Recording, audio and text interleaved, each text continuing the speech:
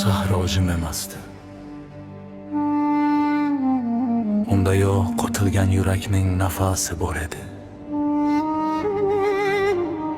Bir ism esa hanuz yuragimni kuydirar edi. Layli.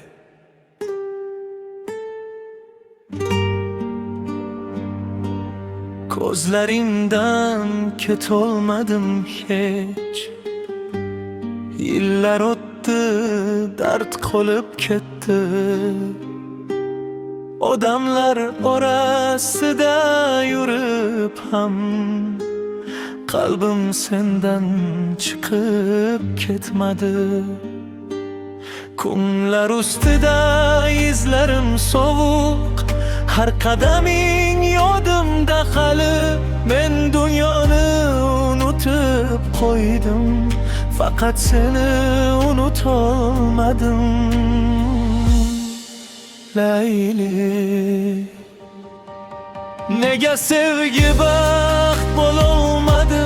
Nega yurak yonib yashaydi? Bir-biriga talgan qalblar nega birga qololmaydi? Layli, isming yuragimni tiladi Majnun. Dard ishida yo'q qolib qoldi. Bizni ayirdi sovuq taqdir, ammo sevgan sonmadi shak. Men seni dirjab o'tdim, sensiz qolgan umr ichra kech.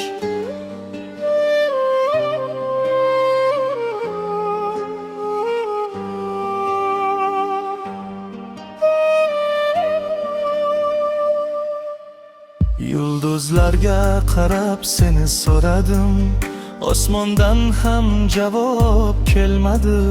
Ko'ksimdagi sovuq ovozni bu dunyoda hech kim eshitmadi. Men kulishni unutgan odam, ko'zlarimda muzlagan armon. Seni bir bor ko'rish uchun ham berardim men butun bu jahon. Agar shamol yuzingga tegsa, bilgin u mening sog'inchim. Agar yuraging og'rib ketsa, demak kallikdir sevgi. Layli, muhabbat bizni yondirib ketdi Majnun.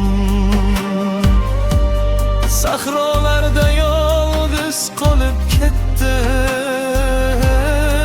Bu hikoya tugamasa kerak, dard yashaydi yuraklar ichra. Chunki sen sevgan insonlar ayrilsa ham sevadi umri bo'yi. Bir ism qoldi yuragimda, bir dard esa abadiy. Layli.